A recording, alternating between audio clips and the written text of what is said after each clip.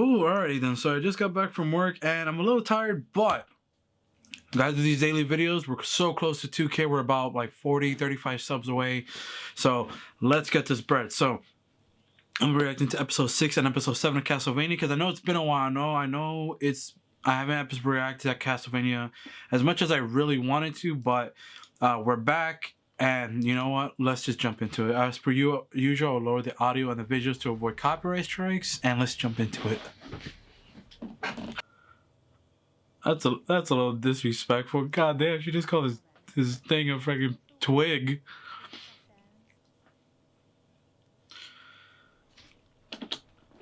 Is there anyone in this season, or like, yeah, pretty much this season, the end of last season, who got as, or who is getting as played as Hector?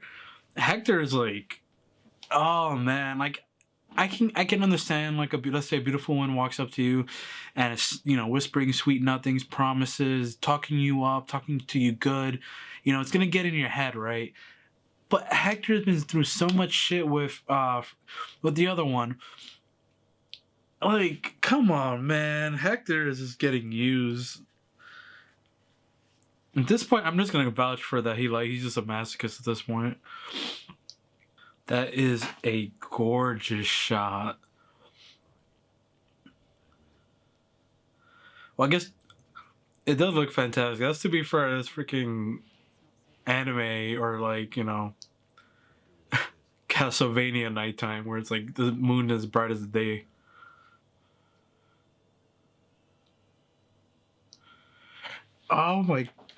Oh my god, bro. This freaking manipulation mind games, man.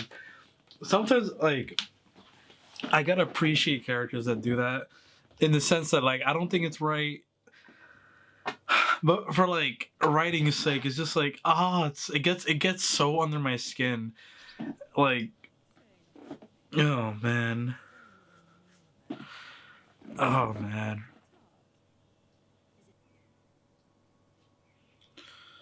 Man, can she?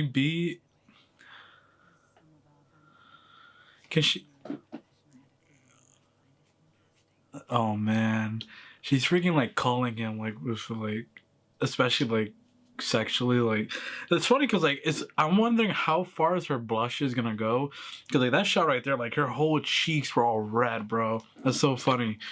But man, not gonna lie, if I had a woman that talked to me like that with that type of voice, I would be Hector. So I'm not even gonna lie.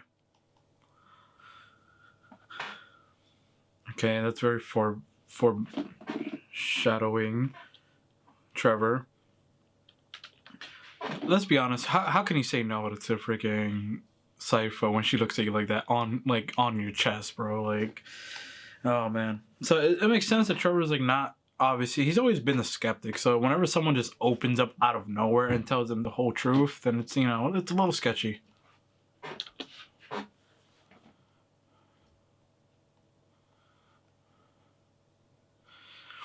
I'm telling you, dude, he just marked one by where they're staying. That mark, they're putting it like each part of the town so they can just raise it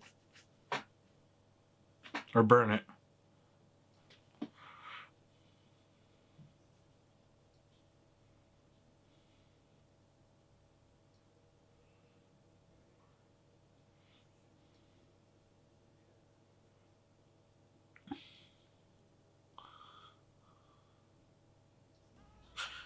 Oh, Jesus.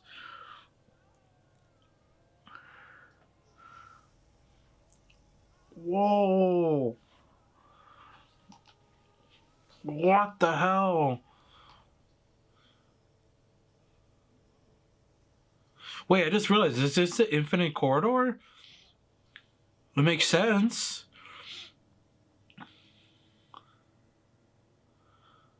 What?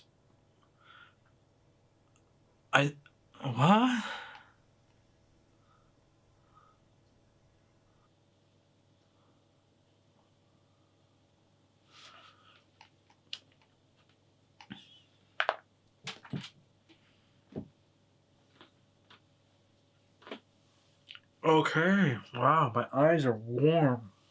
Okay. So,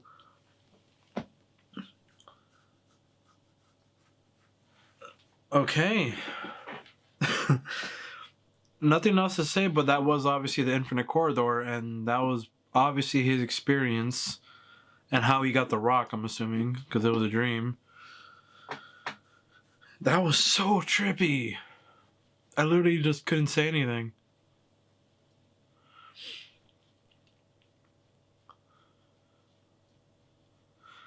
I can respect it. Imagine seeing that one you love, or a loved one of yours, inside the place that you thought you would never find them, especially in a set of infinity, like, timelines and all that shit. Which was crazy to see, like a robot in like the desert, and like it seemed like magic or something, and like old, like maybe like Egyptian times, and like a spaceship. Everything was crazy, but it's imagine finding the one person that you were looking for, only for them to be like, it seemed like there was a reason that she didn't, you know, go with him. It's because she went like this, and then I was like like something was holding her back. So she's there for a reason. So, but she did toss him that little like philosopher. That's not the philosopher's stone. I'm gonna just call it that. Toss him the little philosopher's stone, and then he pieced out. So, there's more to that story, which I'm really excited to get into.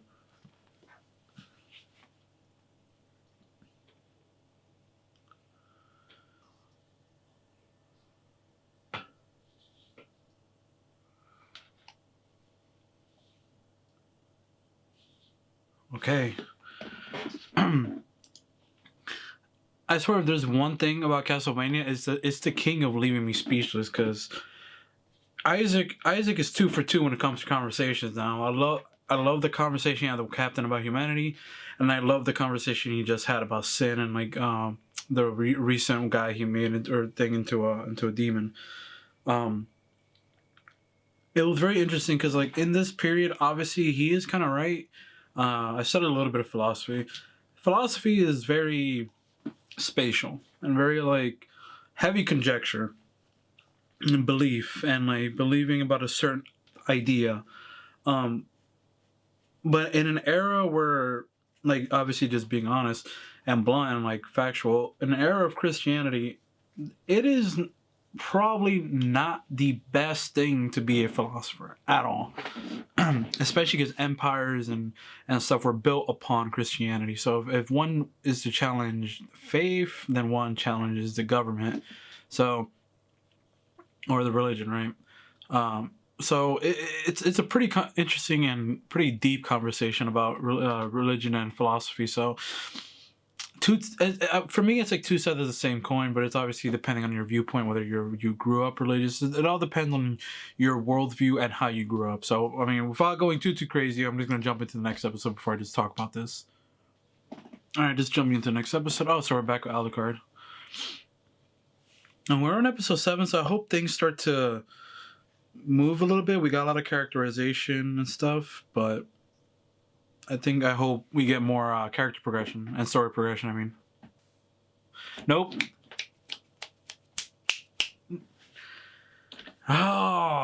They're gonna fucking betray him. I'm getting so heated already.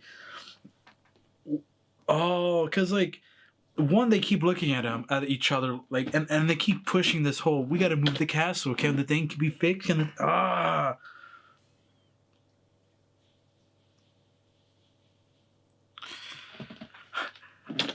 I know it in my fucking bones that Alucard is gonna get betrayed. Not only that, all because fucking Trevor and Sypha couldn't go back for at least a couple days and say, "Hey, Alucard, what's up? Wanna come with us?"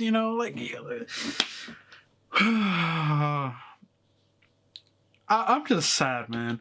I hate when people like Hector, whatever. He's getting manipulated, but he is an ass. But Alucard is the homeboy, and oh man,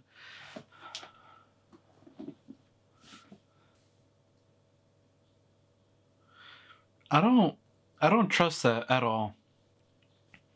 He just sent a kid on his own on like a mini adventure to go over a creek and all this other shit to get to his special tree. I mean, he seemed like a cool character to judge, but I don't trust him for that. The hell is that? The Necronomicon Ex Mortis? It's like looks like it's bound in human flesh.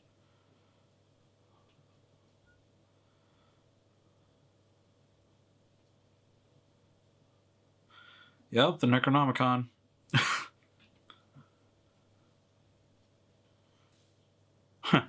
Nice little callback to the toilet paper joke. Let's go. We're back with the best character of the season so far, Isaac. Oh, so she's a Forge Master. I mean, it makes sense because like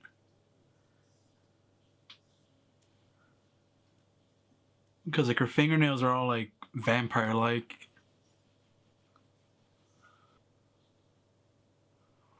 You just freaking like unleashed like fucking full power.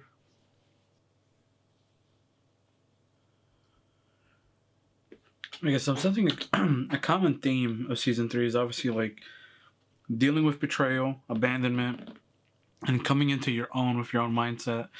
Some more so than others, obviously Isaac more so than Hector, but every conversation that Isaac has, I think, further develops his character, which is why, looking at it from the lens of Isaac, I feel like this is Isaac's season to develop as a character. Whether he dies in the last episode or not, I don't know. But I really do like how this season's focused more on the side characters because we got the first, I wouldn't even say first 2 seasons. I call it a season and a half because the first season was like, what, 3 or 4 episodes? Because it was like a test and then it just blew up. And then, here we are. So, but they still develop, Sypha and Trevor and, the main cast. I would say the one that's getting the shit out of the stick is obviously Alucard. Oh, punch him in the throat.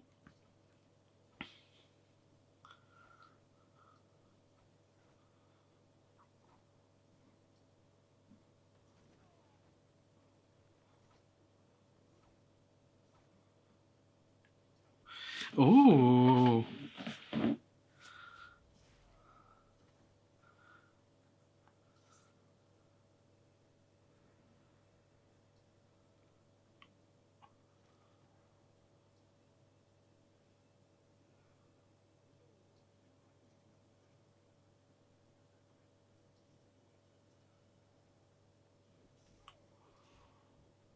Yo, the hand-to-hand combat is really cool. Oh my, oh, oh,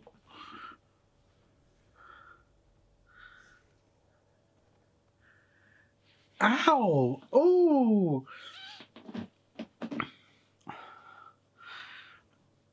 bro, he freaking punched the top of his head like 4 times. He was like ta ta ta, like a freaking like a jackhammer, like the jackhammer punch from the Hulk that Iron Man did against Hulk and Avengers 2. Oh,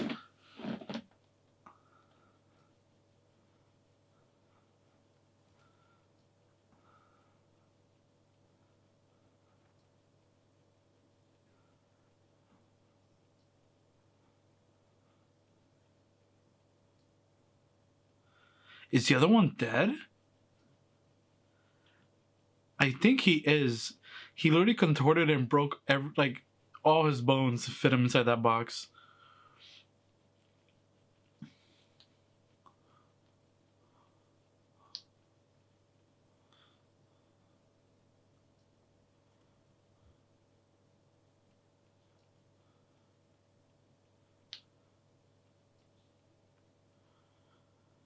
Ooh, the judge got a dark side, and this scene just made it obvious. Oh no, Saint Germain's going down the corridor now, or the staircase.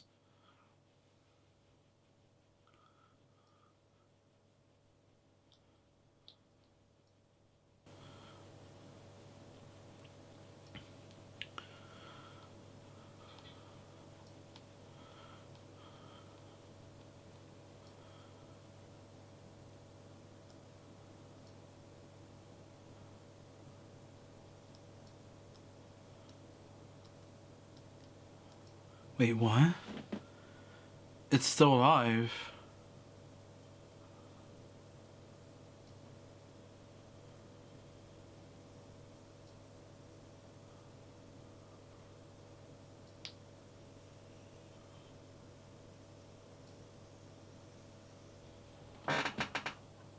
Okay. Alright, so they... watch credits. Okay, so... It seems like they have the demon that was there before. And it did its live show and whatever. But I don't think the demon got what it wanted, obviously. Because it's trapped. It's essentially like captured and like crucified. So it seems like... Maybe they're like forcing it to give him like, maybe they're taking like blood from it, drinking it. I don't know. Or they're trying to do something to like make it more powerful, or I don't know. But but that's okay. Because I was thinking that the thing was like controlling them or whatever, but no, it seems like it's the other way around. But we'll see. Again, I won't be as late as I was doing this video. Again, it's just I got sick after I did the last episode for Castlevania, and then things like when I got better, it was time for, because when it comes to the channel, there are certain things that I have to do on time, like super on time, especially like My Hero, One Piece, and Seven Deadly Sins to an extent.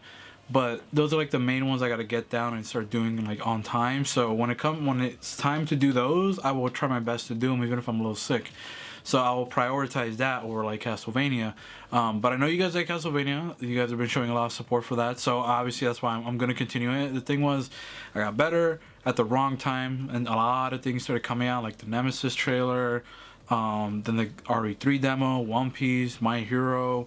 Freaking... What else? The Spawn gameplay trailer came out. Like, there's a lot of things that were coming out like the past couple weeks. So now that things seem to have simmered down, and I also bought RE3, so look out for that on the channel.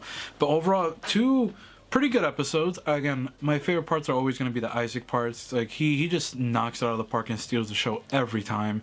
And again, I like every conversation that he's having. It really just adds more to his character. And again, Trevor and everyone else is fun. I just know Alucard's like thing, it just feels much like very much so that I feel like it's a thing that's going to be leading into season 4. And what I mean by that is just because if you know me and you know my early times on YouTube, I made like short films. I'm a film guy and I know story.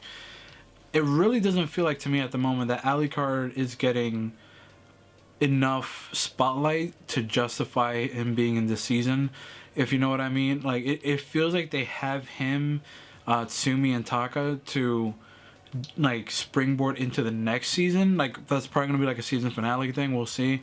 But it feels like obviously that the main story here is Trevor, Saint Germain, Sypha, and also Hector, Isaac, and Carmilla.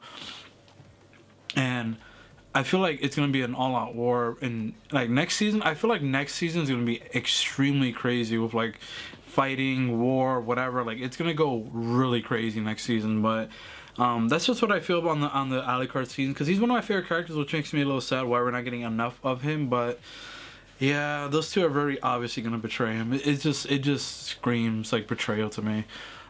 Especially running with the theme of betrayal from everyone's just betraying everyone at this point. So like I said, it all could have been avoided had freaking Trevor and Sypha just been like, hey buddy, what's up? It's been a month. Let's, hang out. But whatever.